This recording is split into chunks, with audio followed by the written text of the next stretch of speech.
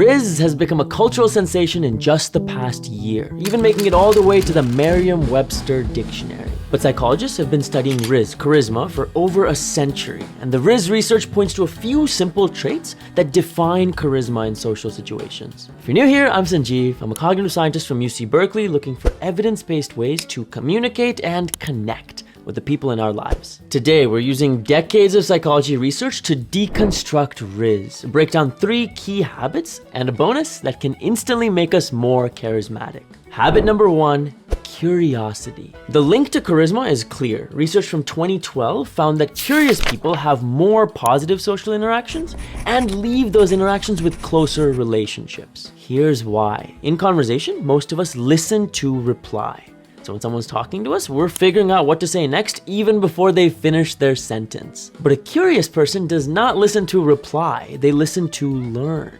Learn what we're into, what we care about, what we're struggling with. So curious people are naturally better at listening and especially better at asking follow-up questions. And that's where the charisma is. Listen, in 2017, researchers at Harvard University analyzed a speed dating event, and they found that the people who asked more follow-up questions were better liked across the board and got more second dates. Now, follow-up questions sounds complex. Follow who up? But it's actually very simple. Just remember the 5 W's. Simple example. If I tell you I'm a magician, you can ask me, who are my favorite magicians? When did I start learning magic? Where do I learn it from? Why I like it so much? How I feel about TV magic? Who, when, where, why, how? Just those 5. And every answer can branch off into infinite more questions. Obviously, all this only works if our curiosity is sincere. Right? Don't try to fake oh, you're a Virgo? How do you feel about that? No one's buying that, bro. But it's reassuring to me that charisma is as simple as caring.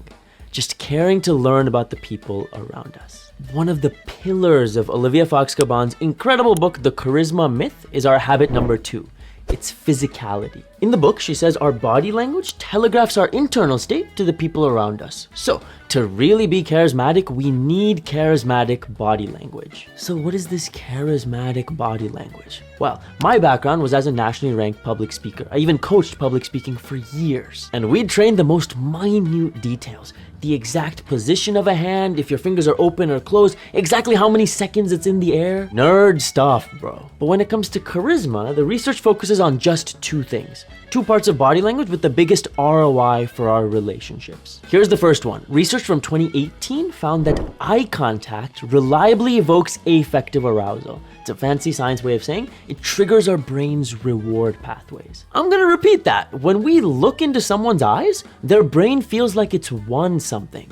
What? Okay, so how much eye contact should we have? Well, when we're talking to a group, the golden rule for public speakers is look at a person for a sentence and then switch to the next one. So we're really connecting with every single one instead of doing this robotic scanning thing. And when talking to just one person, the rule is look for around 50% of the time when you're talking and around 70% of the time when you're listening. Just keep these 50-70 numbers in mind. Next time you're talking to a friend, see where you're at. The second part of charismatic body language is even simpler. A meta-analysis from 2018 notes that smiling is one of the behaviors most linked to attraction because it's one of the best ways to build trust and rapport. Not gonna lie, I've literally practiced smiling in mirrors. Low-key psychopath, I know, but the point is we're not faking our happiness, we're just communicating it. And for charisma, that makes all the difference. Habit number 3 is appreciation, and in more ways than we'd think. Look, we all love receiving a compliment, right? It can make our day.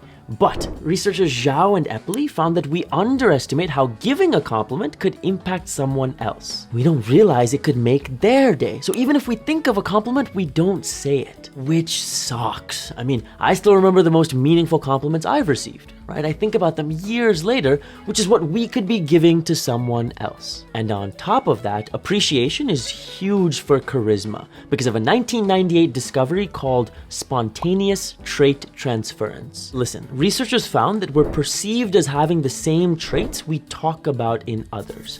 So if I talk positively about someone, I'm seen as having those same positive traits. And if I talk badly about someone, I'm seen as having those same negative traits. Isn't that wild? Author Vanessa Edwards has the best takeaway for this. She says, when we're talking about other people, gush, don't gossip. When we're introducing our friends to each other, gush over them. Be honest about what makes them special, why we love them so much. And note to self, chill with the gossip.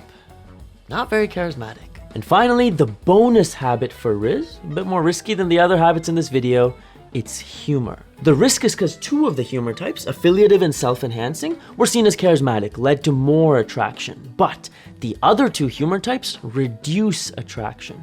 So check out this video for a detailed breakdown of each humor type so we don't accidentally use the wrong one, ick someone out. We'll talk soon.